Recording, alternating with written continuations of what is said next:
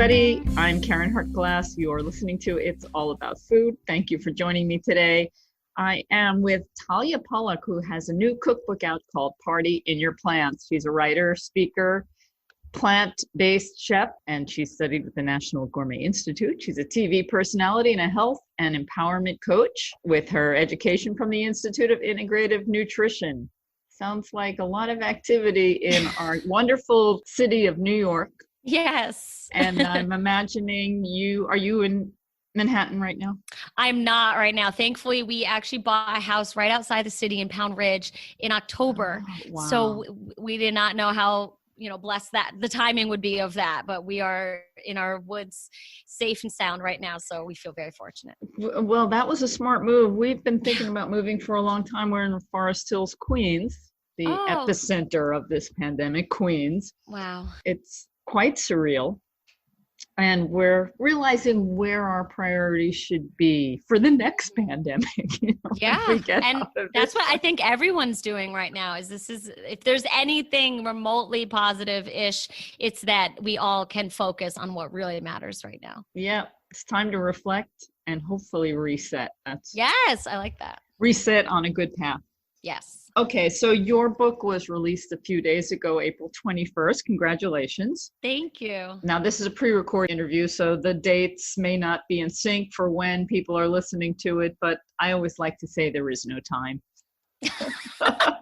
Literally right now, I don't know what day today is. So exactly, no one does. Time. My big decision today was, should I get out of my pajamas and into my day pajamas? All right. Yep. I mean, I'm running out of clean yoga pants. Well, there's another subject. I mean, I want to talk about food, but since we live in an apartment building, we have been hand washing. I won't go into our laundry room downstairs. God. I mean, I know there's been recommendations, but I don't trust anybody. No, I don't blame you. So it's been major hand laundry here. Wow. And it's manageable. It just takes planning. Yeah. Just like food prep takes planning. Nice right? Transition. Smooth. Yes, and I never realized that plan was in the word plant. So thanks for pointing that out. You can't have a plant party without a plan. Very good. As I said, your book was released on April 21st. I just want to mention that the following day, yesterday, was Earth Day and my birthday. Oh, and you and Earth shared the same birthday. That's great. We do. We have a special relationship, me and the Earth. And me and my partner, Gary, we had a major party here. So definitely big party in your plants day yesterday. Nice. Here at what I like to call Responsible Eating and Living Pandemic Headquarters. That's our nonprofit, Responsible Eating and Living. What really made a difference was doing my hair. Nice. Makes a big difference. A little mascara. And I put on the makeup. I didn't do that today. And I put on a nice outfit. And that really started the festivities. I feel ya. It was a shift because it's very easy for many of us, especially now when we're in this lockdown mode, to feel the funk. Oh, yeah. So this is an interesting time for your book to be released. I don't know if you were planning a big tour or not. Oh. I was definitely planning some fun stuff. I actually was on Good Morning America last week from my kitchen. My husband filmed it on our iPad. So that was an interesting Good Morning America debut. But, that's where we're living now. So. Right. So you're shifting from the real tour to the virtual tour. Yes. And so that's why I mentioned when we had our event at home yesterday, how it's important to make an effort in order to lift your spirits. Yeah. So let's talk about Party in Your Plants during a pandemic. Great. I should have written a chapter on that had I known, because the book is organized, as you know, by real life situations. Exactly. When you're going to a potluck or when you're having a dinner party or game night. I wish I had put when you're quarantined. Okay, well, there could be a special extra. Yeah, maybe that you put on your website ebook, or something. Yeah, there you go. Party in Your Plants in a pandemic. Yes. Because there will be another one if we ever get through this one. Maybe, probably. I just highlighted a couple of recipes that I thought would be fun to talk about. I like the cheese isn'ts. Yeah, so fun. You want to talk about that, how that happened? Oh, well, I mean, I need to remember all the ingredients in it. But Okay, they look like Cheez-Its. yeah, okay. So they're basically Cheez-Its. Right, they're little square crackers. Right. Because their cheese isn't. Yeah, and that was really cute. They look good. They look like Cheez-Its. They're really yummy. It's funny because when I was writing the book, I thought I was going to call them cheese knots. Mm-hmm. And so we were testing and I had my whole like photo crew there. And I was like, someone's like, why is it cheese knots? I'm like, well, because it's not Cheez-Its. And they're like, knot is not the opposite of it. I'm like, what's the opposite of it? They're like, isn't. I was like, oh, okay. Correct. Yeah, cheese isn't is a better title, I think, because cheese knot, if you don't say it right, it's not going to sound good. I didn't think about that. I'm not even going to say what it could sound like, but you can imagine. Yes. The other one was kale mint chocolate chip ice cream. Oh, that's a dream. That's a really good and one. I'm thinking it has a beautiful green to it. Yeah, it's beautiful. And when you see other green ice creams like the pistachio ice creams out there, that's not naturally green. Right. This is as natural as it gets. It's kale. I mean, you're basically making like a really creamy smoothie with that recipe with cashews and almond milk and kale, and then you're freezing it.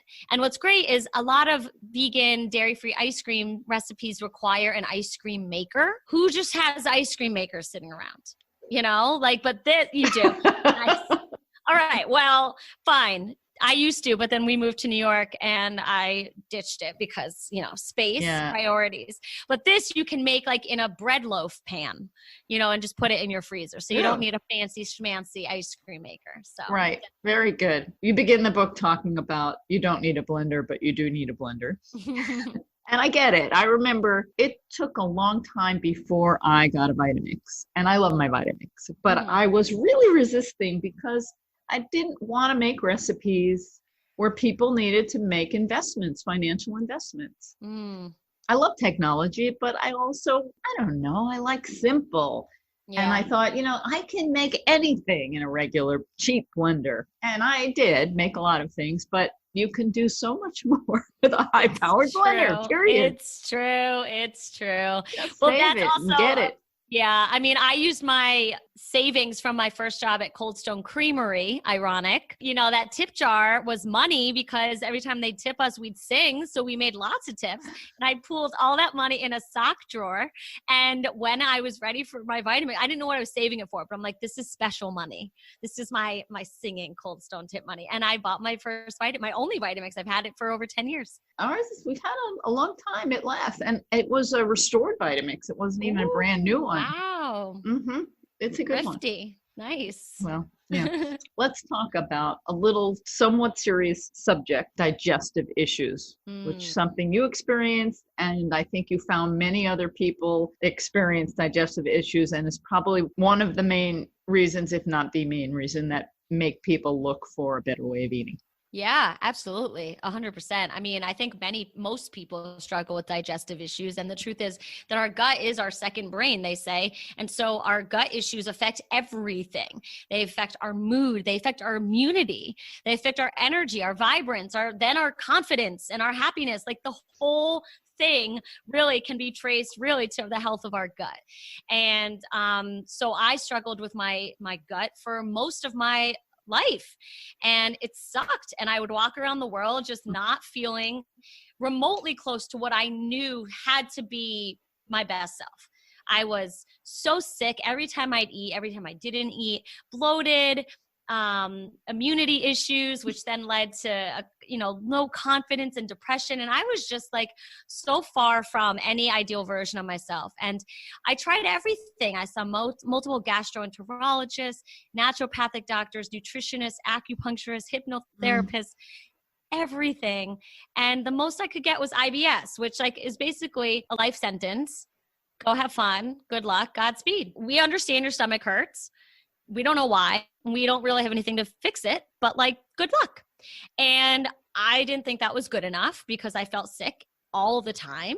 And so I never gave up. And eventually I was led to this creamy vegan smoothie at a restaurant in LA at Santa Monica called Planet Raw, which is no longer with us. I drank this smoothie on a whim, and it was the first time in over 8 years I consumed something that not only didn't make me feel bad, but actually made me feel energized and strong and healthy. And I was like, what is this?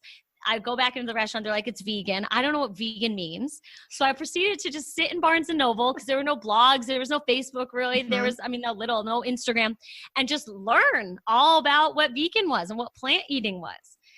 And that's what really led me on this journey. And I think that having that constant digestive awareness really helps me prioritize what I put into my body so I feel my best all the time.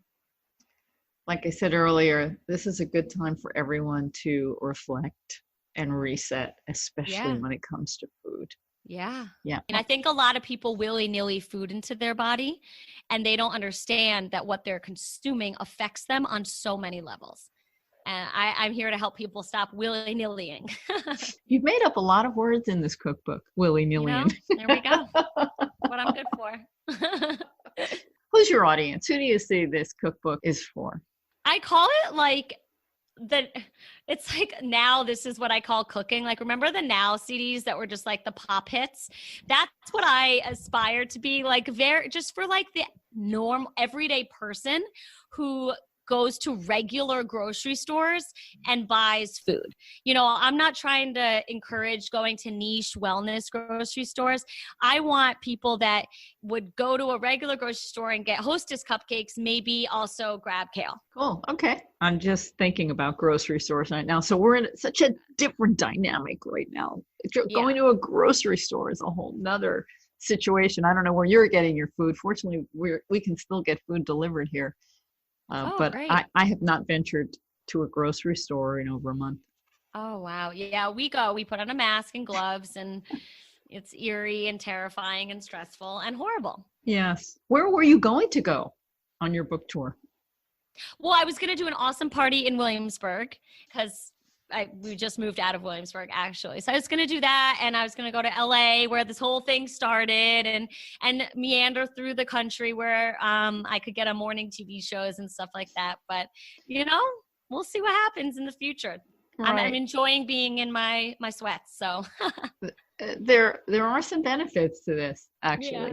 It's a good time to plan your life for those of us who are at home, because, of course, there are the frontliners, the healthcare workers and the delivery people and the people that are really doing some incredible work while we're all absolutely trying to obey this order for the world. This is not a selfish act. This is a community act where we don't want to spread the virus. But it's a good opportunity for those of us who are at home, who might have more time than normal, to really get our priorities in order and rethink our food choices. Definitely. So we feel better.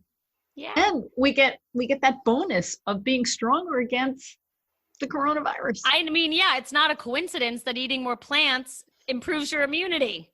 That's sweet. Yeah, that's sweet. Might want to consider that. And it's delicious, and everything in your book looks really yummy. Thanks. It is. It's very good. I'm like cooking my way through it again.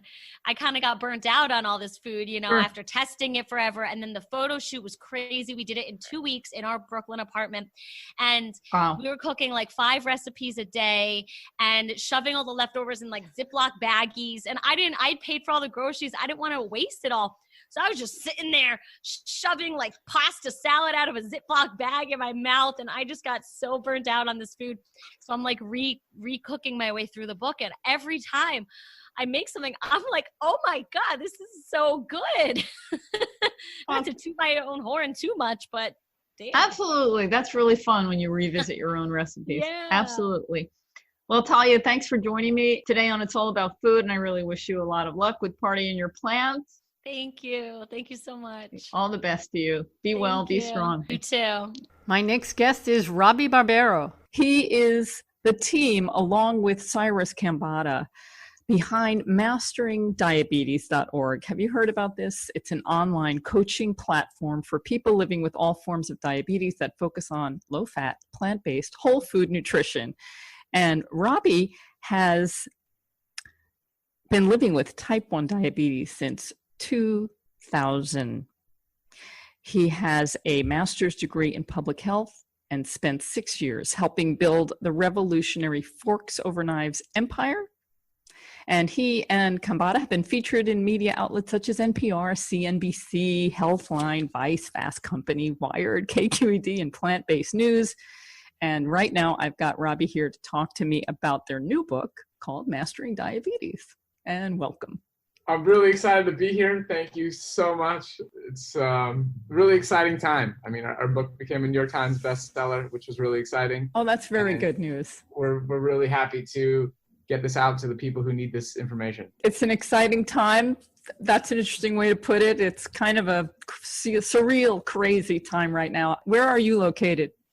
I live in Santa Monica, California. This is audio, but I'm looking at you and you've got that groovy, sun-kissed kind of vibe going on.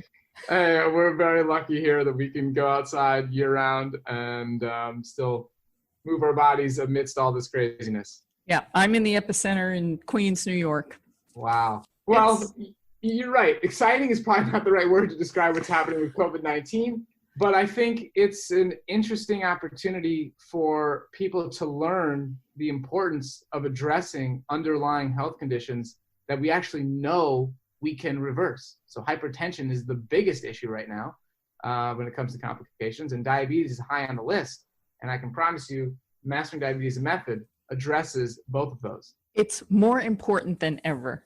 It's been very frustrating for me. I've been promoting a healthy plant-based diet for a very long time, and knowing that there are so many chronic diseases we can reverse, we can prevent, and yet it's taking such a long time for the medical establishment to get on board with this. But now more than ever with COVID-19, where many chronic diseases are given a back burner in terms of treatment in the areas where we're having such an overwhelming response to the virus, it's more important for people to get into this program and get healthy.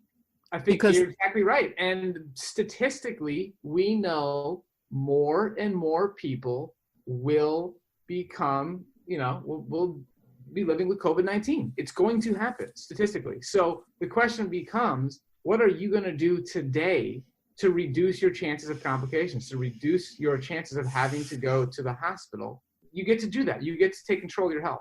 I've said many times that I think it's easy to move to a healthy plant-based diet, and it's not always easy. I acknowledge that. It's simple, but it's not easy. It's simple to understand. The nuances in our current environment make it challenging. But your book helps people get through it because it's so detailed. I read the book, and I've read other books like Joel Fuhrman's The End of Diabetes and Dr. Neil Barnard's books on preventing diabetes. And this is different in that you give a firsthand voice to actually figuring out what you need to do with this disease for all the types. I don't know what it's like to have diabetes, especially when you're insulin dependent and you have to inject yourself all the time, and the things that you need to do day in and day out, testing your glucose levels and all that sounds very, very complicated. But you give people precise information about what to do to transform to a better place. Well, it really means a lot for you to put our book in that category. And obviously, when we put together a book proposal and pitched it to publishers, and luckily got signed by Avery Penguin Random House, they really believed in what we had to say, and that this message is unique and a little bit different than what has already been put out there. And I think one of the keys here is that it's very easy to follow. It's simple, it's simple to understand what to do. And that's what we put together. We have a simple traffic light system. We also really guide people through a step-by-step transition, which is important because overwhelm is the biggest problem when people are trying to transition. They just flat out get overwhelmed and just go back to what they knew how to do beforehand. And so a really guided step-by-step process was our goal here, and we've had incredible feedback, incredible success stories from the book itself, and it really means a lot. So thank you. You're welcome. I just hope more people read it and follow it and get better, because why not? We're all here. Why not? We have over 110 million people in the US alone, majority of them living with prediabetes and type 2 diabetes, and those conditions can be reversed. So I'm with you, Karen. Let's get as many people as possible reading the book. Well, unfortunately, the scary thing with prediabetes is that most people think it's normal and that they have nothing to worry about. Right. Whereas it's like a red light alarm. Get better now. It's the best wake-up call you could ever ask for, because when you're in the pre-diabetes state, it's pretty benign. Not too much has happened yet. And you can use this as a wake-up call to objectively improve your health. That's one of the things I love about diabetes, is how it's such an objective condition where you can see moment by moment, meal by meal, how are your decisions impacting your current health, your short-term health, and your long-term health, long-term chronic disease risk. And so measuring your blood glucose values is a great insight. And nowadays we have continuous glucose monitors, which are becoming much more widely available. You get to see your blood glucose data throughout the entire day. Every 5 minutes, you'll see a reading on your phone. So it's really an opportunity. I love how you see it that way too. I've been doing this a long time, preaching the benefits of a whole food plant-based diet. I'm vegan for 32 years. I have a background in chemical engineering, master's in chemical engineering. I worked in the semiconductor industry a long time ago. But one of my favorite things to do is collect data. And when you collect data, sometimes from the most mundane, seemingly understood processes, you discover things. And in your book, you talk about collecting data and how important it is. And I appreciated that. You would have a lot of fun living with type 1 diabetes. It's a lot of data. It's a lot of math. It's a lot of calculations. But yes, I appreciate you saying that. And the Mastering Diabetes method has 4 components. It's low-fat, plant-based, whole food nutrition is number 1. Intermittent fasting is number 2. Daily movement is number 3. And then number 4 is daily documentation through our creation of a thing called a decision tree. And you are exactly right. When you write down that data, when you put down that information, things start to make sense. Light bulbs start to go off in your brain like, oh, it was that peanut butter that I had last night that my fasting blood glucose was now 20 points higher than the night when I didn't have the peanut butter snack. Maybe what these guys are saying about fat being the cause of insulin resistance, maybe there's something there. I actually see it and feel it in my own body. So the data is important. Okay, there's a couple of things, more than a couple of things I want to touch on that I like in the book. This isn't in the order I had picked, but since you mentioned peanut butter, let's just underline this again, this concept that it's fat that makes the big difference in causing insulin resistance and not sugar. And then we'll talk about the word sugar. Yes. So this is the crux of the issue when it comes to diabetes and insulin resistance and what we can do to take full control of our health.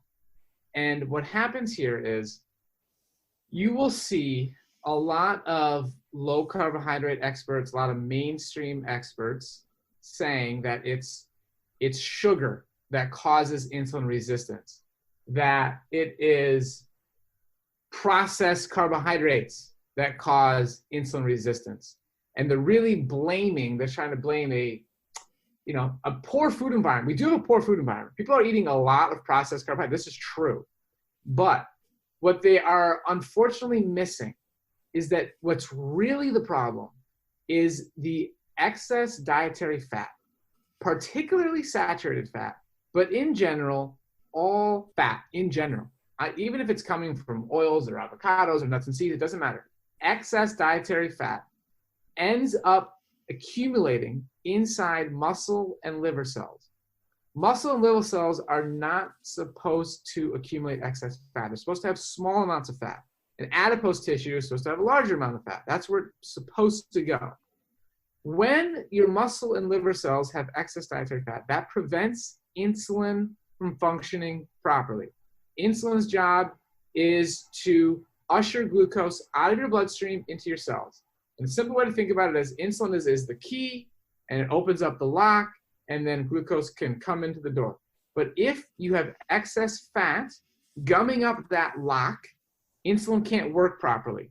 And now you have prediabetes and type 2 diabetes characterized by high blood glucose values and high insulin levels.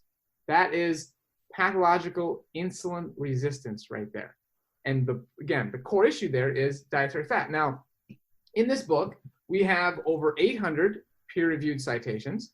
We go through almost 100 years of evidence-based research demonstrating what is known about reversing insulin resistance. And the fun part here is that we have a plethora of research showing that even when you consume processed carbohydrates in a low-fat environment, you see an improvement in insulin sensitivity, a marked improvement in insulin sensitivity. No questions asked, improvement in insulin sensitivity. And when I say processed foods, we can go back to Walter Kempner in the 1950s. These are patients that were fed white rice, fruit juice, and table sugar, 4 ingredients. And these people reversed diabetes in several cases and saw an improvement in insulin sensitivity. That was a paper published in 1958, 100 consecutive diabetes patients, no cherry picking. Then we can go to 1971, Dr. Brunzell, New England Journal of Medicine. He does a study comparing a 40% of calories from fat diet to a sugar water diet.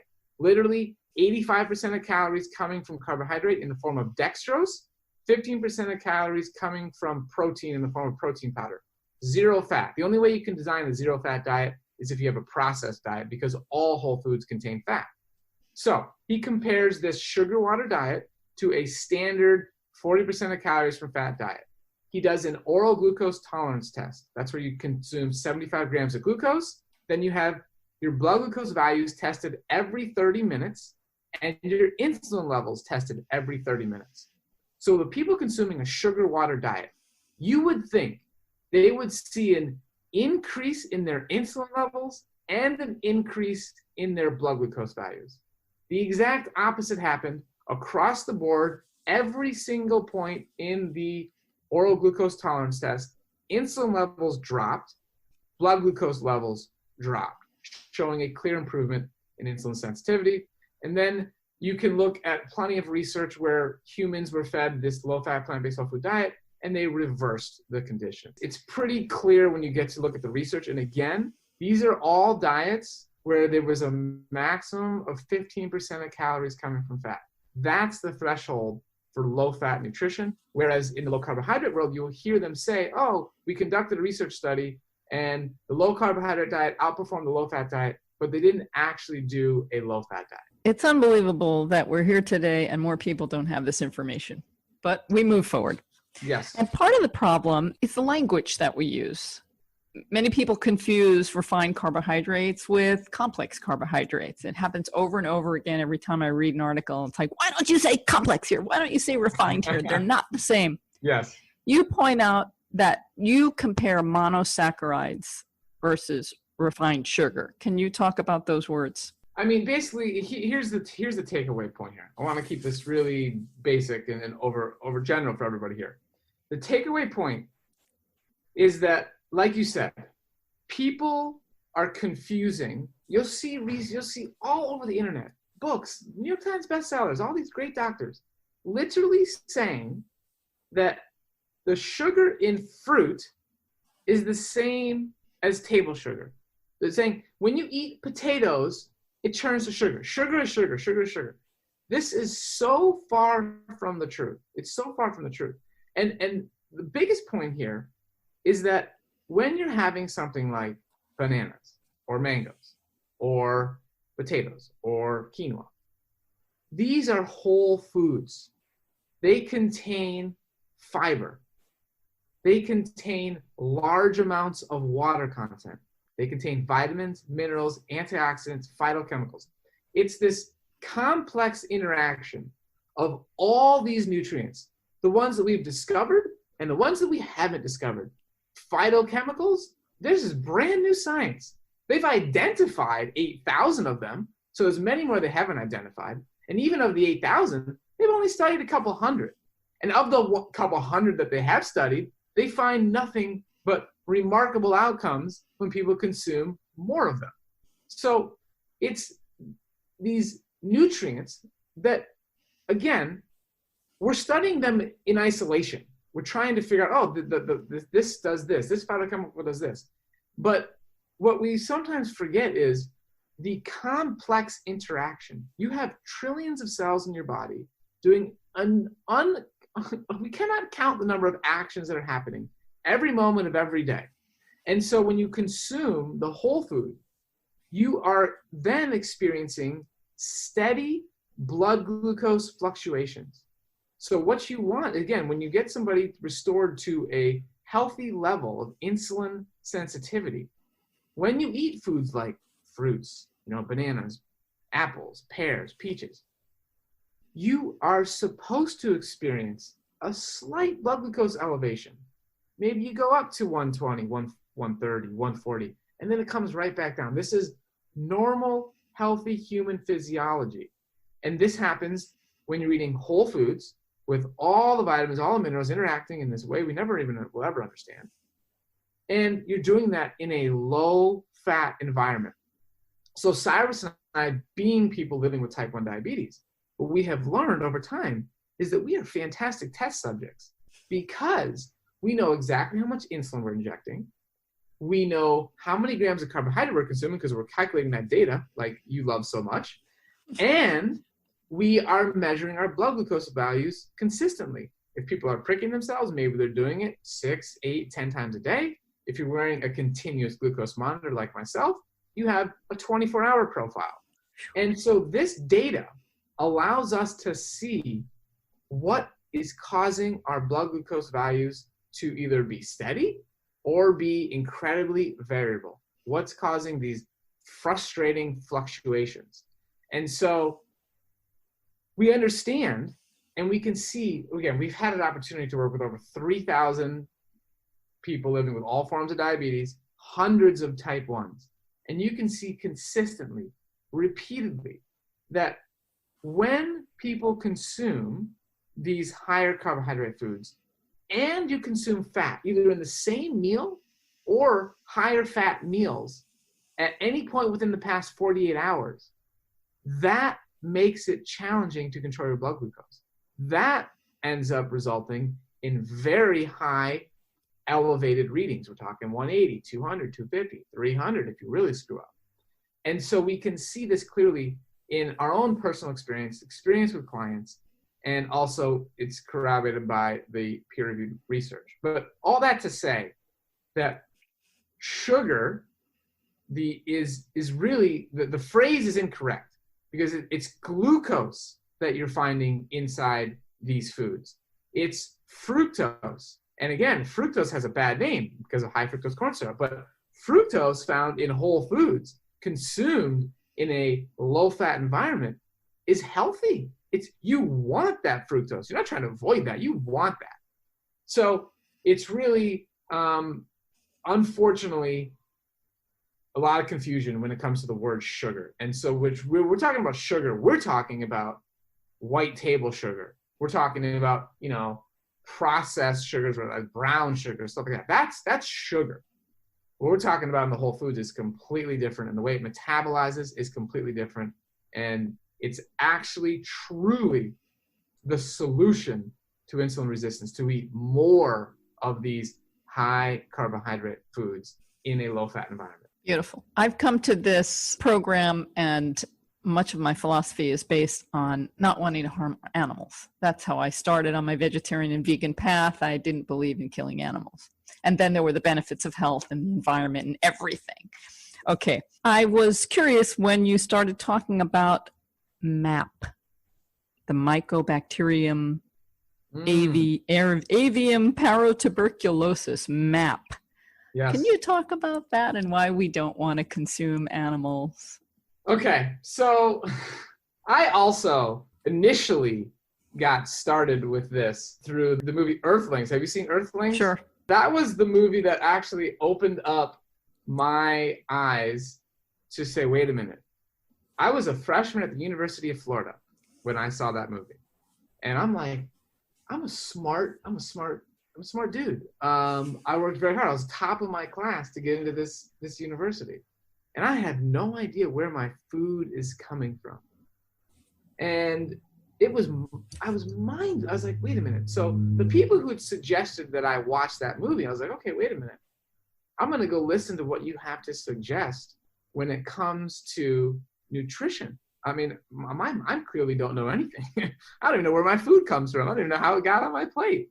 That was mind-opening to me. So this MAP here, all right? MAP is, a lot of researchers believe that this could be a causative effect when it comes to autoimmune conditions.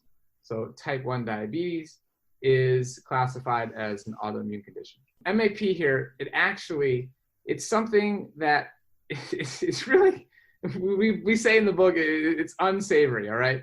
And it infects the gastrointestinal tract of industrialized cows, all right? And it's causing a fatal condition known as Jones disease. So this bacteria lives in the intestine of cows. It's also present in fecal matter of infected cows. So, which means that it can easily be passed between animals and those who are exposed to the fecal material.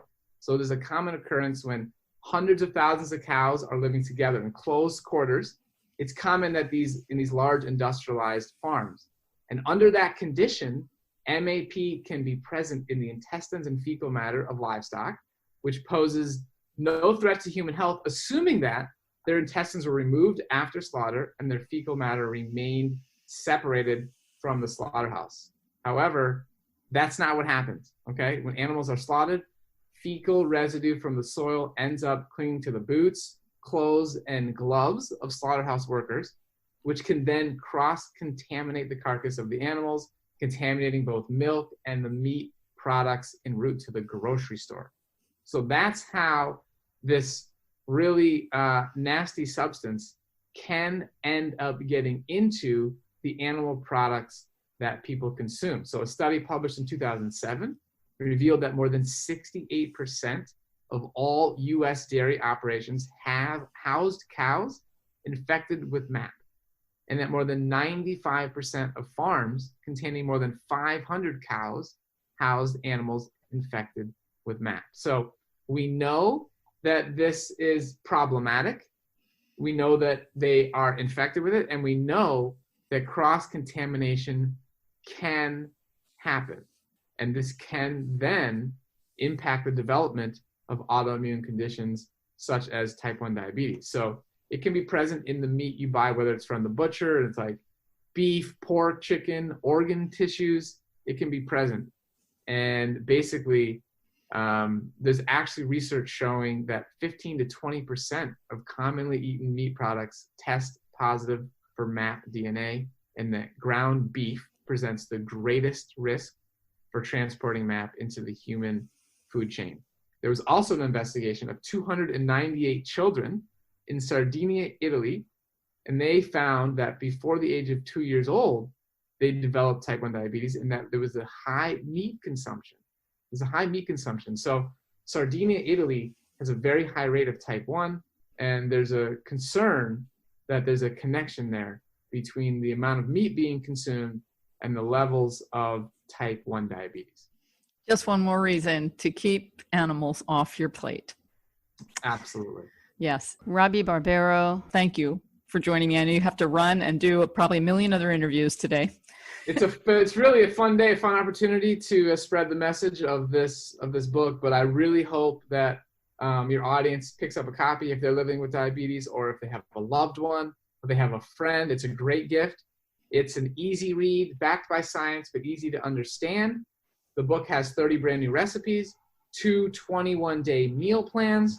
And again, it's very simple. That's the key thing that we have made sure to focus on in our coaching program, in the materials that we put out, is that it's simple and people can gain confidence when implementing these method, the Mastering Diabetes method, and they can get this book anywhere. It's on Amazon.com, Barnes & Noble. Cyrus and I read our own audiobook, which was super fun. We added extra material at the beginning of each chapter. You can get that on Audible or anywhere you listen to audiobooks. We have a ebook version, whether that's Kindle or Nook or any of your favorite ebook platforms. the book's available. It's everywhere. And I really hope that people benefit from it. I think it's a great gift too for your primary care physicians and your Yes, favorite nurses and absolutely. healthcare providers, because they're suffering too and they don't know. Many of them don't know this. This is a great book because of the evidence-based nature. I mean, this is not our opinion. This is not just our personal experience. Our experience happens to be in alignment with almost 100 years of evidence-based research.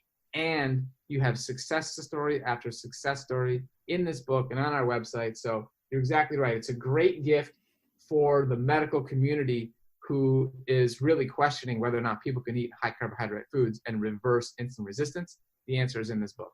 Okay, thank you. And thank you to Cyrus Khambatta, Robby Barbaro, authors of Mastering Diabetes. Take care, be strong. Well, I enjoyed those last two interviews with Talia Pollock, the author of Party in Your Plants, and Robby Barbaro, who is the co-author of Mastering Diabetes. I hope you enjoyed them as much as I did. And now to wrap up the rest of this program, guess who's with me? Gary DiMattei. Hi, Karen. Hi, everybody. It's great to be back. How you doing, Karen? Well, it's been an interesting week here at Responsible Eating and Living headquarters in quarantine. Yes. And we celebrated my birthday. I mentioned that earlier in the program. I remember hearing that. But I wanted to thank you because you made it really special for me. Oh, Karen. Yeah, you made an incredible dinner. And I'm so lucky to have you to do that for me. Oh, my gosh. Yeah. Thank you so much. So one of the things that he made was... Well, wait. Now, let's start the day with what you made. I made myself a cake. Birthday breakfast. Oh, I made pancakes. Yeah, I mean, if we're going to give credit where credit is due, let's start with the morning meal. We had these fabulous pancakes. Yeah, so I'm always trying to improve on the recipes that we create and post at Responsible Eating and Living for free.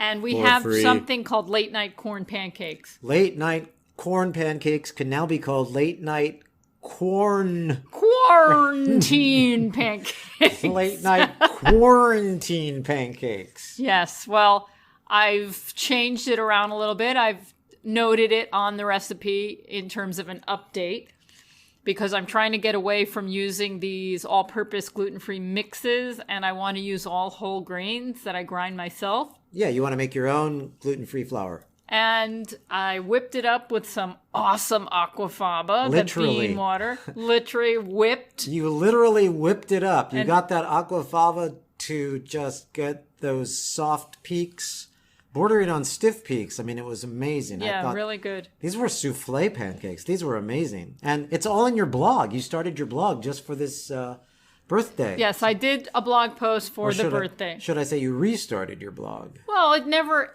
ended. Officially, no. Officially, I stopped doing it every day. But this was great. I mean, this blog is definitely something you all there's a couple of videos that we took that you Yeah. might enjoy watching. Starting with the pancakes. With the pancakes. Yeah. Okay, but anyway, so then what else did you make? Well, the night before I made myself a little birthday cake, a mini birthday cake, which we had on my birthday. And I also posted the recipe for that. And I have to say, I'm really pleased with it. Again, you made your own flour mix, your own gluten-free flour mix, and it was moist and it was really good. It was great chocolate cake. Well, I mean, you tell them what kind of cake it was. So it's a chocolate cake, but the secret ingredient is pumpkin puree. So I call it a chocolate pumpkin cake, but you don't really taste the pumpkin. But what it does is it acts like a binder and provides moisture. Yeah, totally. It wasn't dry at all. Yeah. It was terrific. It was a great cake. And it looked like, and you had two icings on it. One was a ganache that was thick so that you could spread it and make the filling for the layer. And then the other one was a poured ganache. Okay, so let's be transparent here. All right, all transparency here. All transparency. So when you're making a recipe or creating a recipe or just in the kitchen cooking, you don't always have success. No. And I made this chocolate sauce, a recipe we came up with years ago for chocolate fondue, right, for Halloween. And I remembered back then that when we finished it up and finished videoing our Gomez and Morticia food show. Yeah, we did a Halloween video where we made a bunch of really wonderful, fun treats and things. And 2 of the items were fondues. One was a savory fondue and one was a chocolate fondue. Right. Well, when we put the remaining fondue in the refrigerator, the next day it was a firm chocolate, like a ganache that you could frost the cake with. And I thought, oh, this recipe, it's a chocolate sauce. No, it's a frosting. Right. If you put it in the fridge, it gets nice and But what I didn't realize at the time was we had it cooking, or it was warm in the fondue pot, so it was evaporating and thickening. So when I went to make this cake, I thought I'll make that ganache. But when I made it and I left it in the refrigerator, it never firmed up because I didn't cook the liquid off of it. Some chocolate experts would call that tempering the chocolate. And what it did when it was in the fondue pot naturally was it tempered itself naturally. We kept stirring it. The heat went down, and then the heat came up, and the heat went down. And those of you out there who work with chocolate know that if you temper the chocolate, it starts to stabilize. And when it chills, it gets like a truffle. I mean, it really is wonderful. That's kind of what we did without really realizing what we were doing. We were tempering the chocolate. Okay, so I made this ganache, which I thought I would be able to frost on the cake, and it was too thin. It was too thin because it didn't temper. So I poured it over the cake anyway. Right. And then I put it in the refrigerator. It was just extra good. And then I made more ganache, only I used less water so that it would be thick.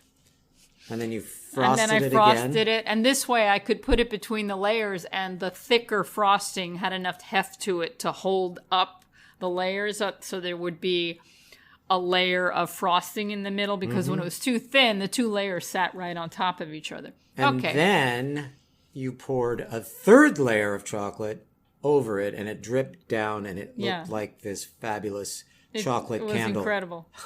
A chocolate candle. It did. But the point is, we made lemonade or chocolate ganache out of a mistake. Right. It was fabulous, and the cake was delicious. And then the recipe is now up at Responsible Eating and Living. Yeah, we also added a coconut whipped cream. And I added a little of the pumpkin puree in it, so it gave it a nice rosy color. Right. It was very nice. Now, I have to make a disclaimer here. This was not a healthy food. This was a once in a decade. I don't know. This was a major treat. We really haven't had a chocolate cake around here in a long time. Yeah. It was good, though. But when you're in quarantine, once in a while, you go a little crazy. Yeah. So can I now talk about what you made for dinner? Oh, dinner. Yeah, absolutely. All right. Back in December, we catered a dinner as a fundraiser for the theater company we work with out in California. Right. It was an auction item. We gave an auction item, and we said that we auctioned ourselves to make dinner. That the swinging gourmets would come over to your house and make you dinner for 10 of your favorite people, 10 of your favorite friends and family members. So we made this wonderful food, and we served it to everyone, and we never really got to sit down and enjoy it. No. So I said, I want what we made for that group for my birthday. And the main dish was what we call a chicken fried tofu. So it's a marinated tofu that we bake first. We slice it up and we bake it in the oven. We just want to marinate it so that we get the flavor in there, and put it in the oven so it has a nice baked tofu taste, with whatever the marinade is. And then we take it out, we let it get down to room temperature, and then we wrap it with the skin. Rice paper. We use rice paper. Have you ever used rice paper to make a spring roll or something like that? Rice paper comes in these very super thin sheets. They're hard, they're dry, and they'll crack very easily because they're so thin. But you put them in a little dish of water, and right away they soften up. And I wrapped the tofu in them, and then we dredged them in a little seasoned cashew milk. Little seasoned cashew milk, and then we dredged them in some of your flour mix. Yeah. Only your flour mix was oats and corn? Oats and corn. Seasoned oats and corn. For the pancakes, right? Mm-hmm. But not for the cake.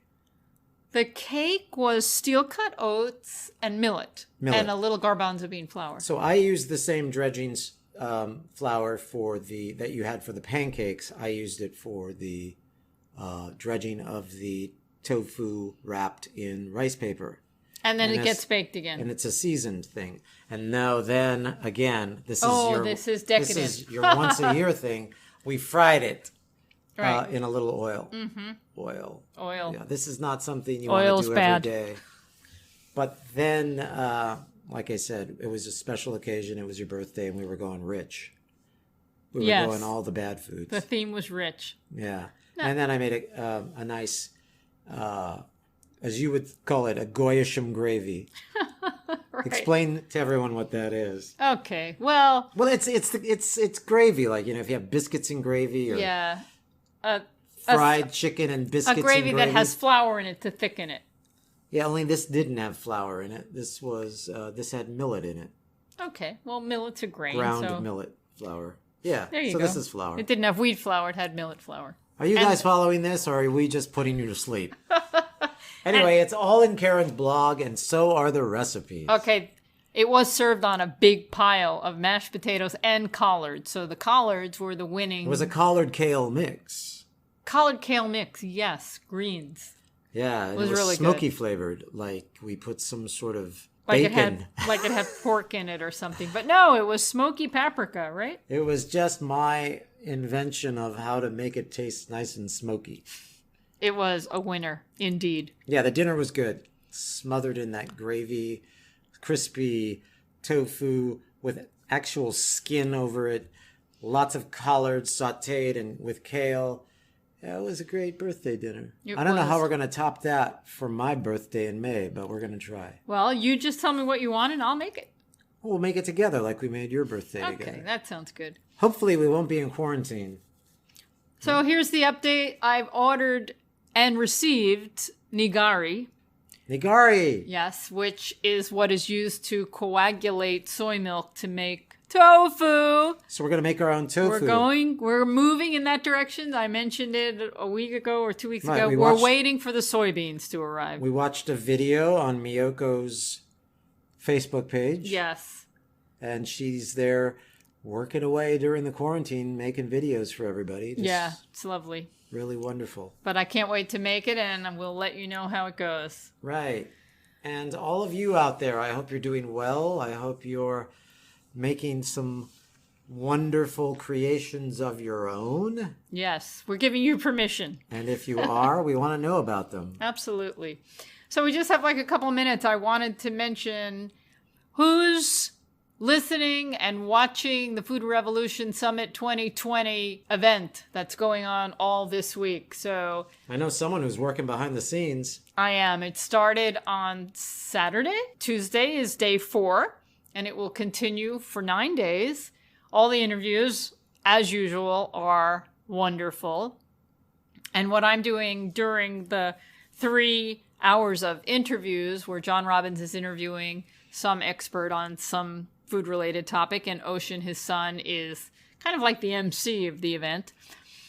People are allowed to make comments on the webpage and ask questions, and I am there feverishly trying to answer as many questions about health and nutrition as I possibly can. But it's while live. This is it's going live, on. right? It's live. You're answering them live, so yeah.